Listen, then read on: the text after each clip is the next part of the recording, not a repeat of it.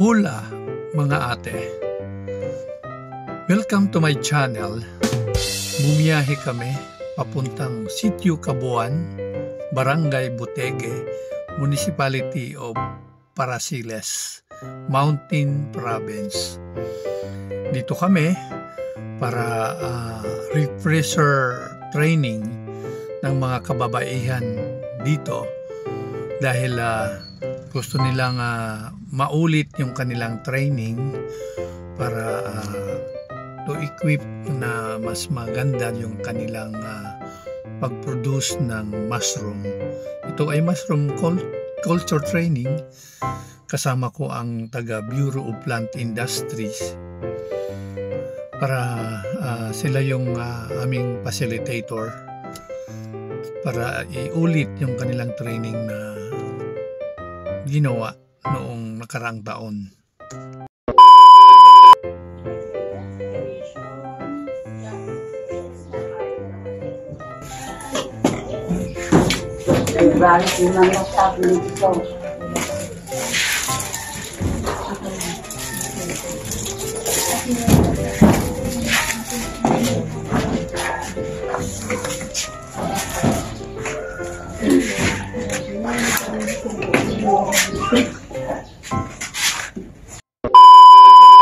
Before we officially started yung technicalities, yung mga mga official or the procedure niya para ma-lessen yung mga contamination, mas mataas din po yung yield or mas mataas yung harvest niyo po. So, based po sa mga napagdaanan natin na trainings, nag-focus tayo more on the substrate o yung patubuan niya po, tama? So, nabibigay po sa aming reports ni Ma'am Sola sa mga updates na naibibigay po. So, yun nga, na-upgrade nyo, tuloy-tuloy nyo po siyang napalago. Then, nagkakaroon kayo ng mga experiences. And that is actually, as part na bigyan kayo ng strength na mag-explore more is you have si Ma'am na meron na siyang experiences. So, basically, siguro nagkakaroon kayo ng communication with her, kay Ma'am, para may mga rin siya, insights na naibigay.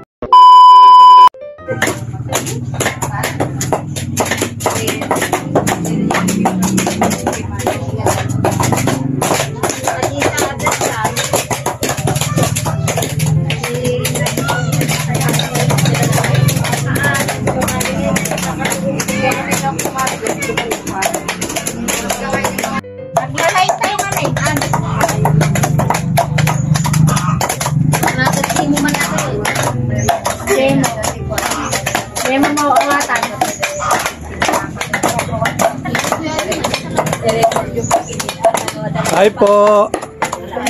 Yan ang sisipag ng mga kababaihan dito, mga kuya ate. Gagawa sila ng mushroom culture. Sila ay nagtitraining ngayon para sa mushroom culture. Sana ay maging sila producer ng mushroom dito sa kanilang community at dito sa kanilang lugar. Ito po ay nasa bayan ng Parasiles. At anong barangay ito, ate? Ayun. Barangay Botegue. Sitio Cabuan. Oh, Sitio Cabuan daw. Yan.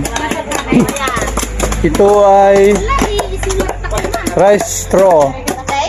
Yun ay mga banana leaves. Yun po yung materials na kailangan ng mushroom culture. So mamaya malalaman nyo kung paano nila ito proseso yung paggawa ng binhi ng mushroom. Hi naman yung mga bulo nyo, hi. Yung mga itak, Yan. Saya-saya dito, mga kuya ate. A A few moments later. Sa lahat ng Ma'am, di pa ikwano, puro akong laser, di pa Paman na ito'y agas na ito'y. Opo. Nagpa kayo namin nagmagits kayo po kada kwa. So dito yung aramidin niyo po na trial. I-observe niyo po. Medyo Amo nga po skulin natin agas po ganit eh. Under kanisay sa maiwaras. Ako spoon lang. Apun dyan. Insecticide. Maiihangin natin, bababa sa mga kawadolikaro. Insecticide. Punchay lang. Harmful. Katulante yun mo. Like to yung fungicide para dahil magot. Yun naman. Ihalwin nyo, may tanyo halwin ano eh. Naman, siyempre. Manong nga kilo ka no atoy. Gurata ako in the computer dan. Oh,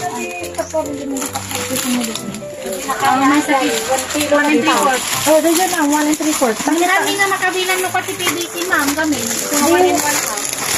Ay, ako halakan ako itong 1 and 1/2 ka na lang. wala kaya ako ito 1 and 3/4 kasi nalakan. Marami kayo sila tapos. May kayo na eh. 110 rubber bands tayo. Kung wala bang sugar, pwedeng dagdahin yung Hindi po. Ang apog mo lang is additional 0.5 na. Kamaligan mo. No, di ba ganyan po? So this is actually 58%.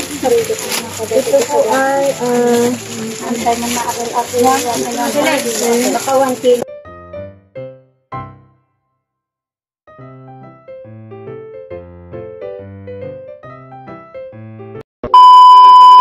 Na, ito nga kasi dyan.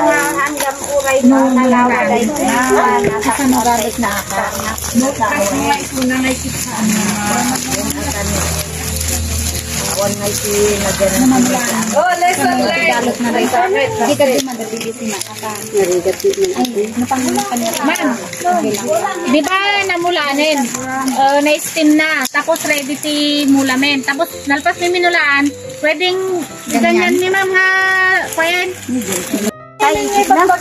Agon pa himat buko. Kuna na kami nangina papel na tat. Masunatan mo. Kapag sama na tatin na natwat. Nag-try namin ito na titi. Iba. Nung nalakang na marunot titi. Isan yung heat resistant. Kailangan talaga no sundin yung basic procedure. Kasi pag nagkamali, balik na naman sa uno. Dahil yung ay hindi siya gagana yung binhi. Hindi. Sige po, nung naglalagay kayo nito, di ba po merong kita yung magkaroon kayo ng comparison sa practice nyo kaka ngayon. Tapos, obserbahan nyo ngayon kung saan pulas yung Kuya at ito ay padalik kayo. pagtatyaga, trial and error para maging successful. Ito po ay maging ibebenta nila sa mga ibang miyembro o sa mga communities itong mga bags na maging livelihood ng mga kababaihan dito. Kaya nga yung hanay. Ma'am, nabita nga na yung tuyo. Haanin ma'am, po. Kaya ko nagpadagdag ng banana leaf stand na din yung tuyo ko po.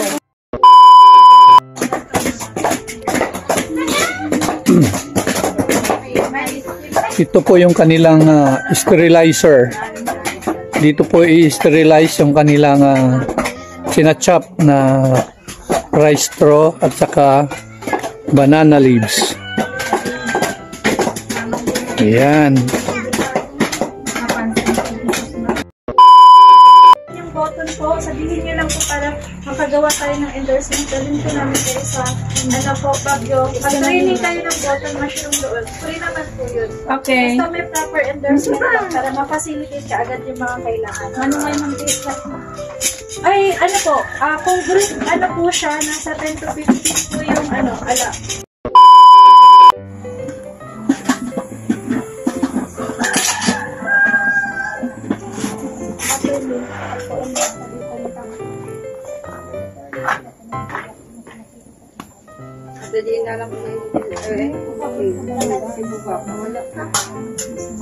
Kakabulubon na ka, Istani? Kakabulubon na ka, Istani?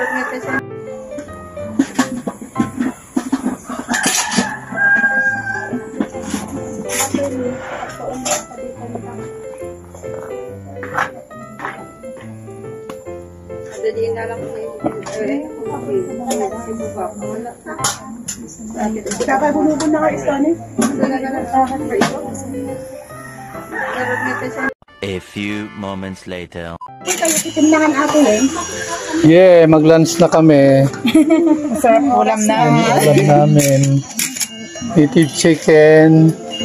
Oh, at Laing. oo, laing pala. Gabi. At sa masarap na. Sabaw.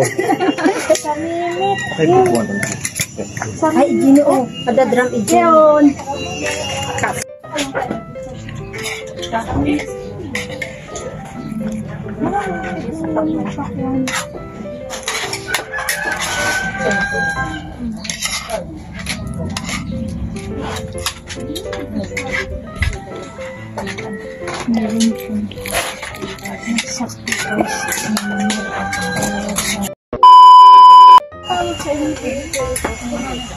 Sa minute po. Basta kanta na gawin. Sa ino ko ang tawag nila sa ganito lang. A few moments later. Kuya ate, kinabukasan ay bumisita kami ng isang member na siya ay gumagawa ng maraming mga mushroom bags para maturuan siya ng mga technical na pamamaraan dahil kung titingnan nyo ang kanyang mga ginagawa ay maraming hindi nag-function, hindi tumubo yung binhi dahil siguro sa mga kakulangan sa proseso. So ngayon nandito kami para turuan siya ng mga basic process ng mushroom culture.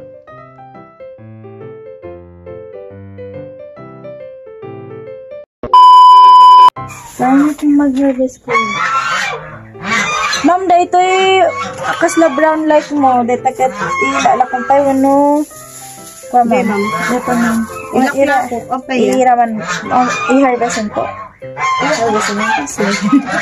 Pagkatapos pa naman natin ko naman. Apa taga-tango, ma'am, kung arami Ay, ako eh, ma'am. Sa bali at araw business sa business. Haan, ngayon. Ay, no kaya mo, ma'am, dahito ikot. Mag-friend request na ako sa'yo mo. An-accept ko na kagabi. Ay, nakita ko na po. Tingnan ko kung na-accept ko na kagabi. Wala akong note kagabi po. Gumawa akong report ata February 1 na pala nga. Deadline kahapon po ng mga Ito 900 pesos. Lalo kung freshly harvest. Sa Taiwan. Ano niya po. Ito panawang kay ito yun. Nagbibenta na kapatid ko ng Mga kuya ate, maraming salamat sa pagsubaybay sa aking video. Sana ay may natutunan kayo at nag-enjoy kayo. At may mga follow-up pang mga technical assistance na aming gagawin sa mga susunod na buwan para ma-monitor ang kanilang mga ginagawa. Maraming salamat. Bye-bye!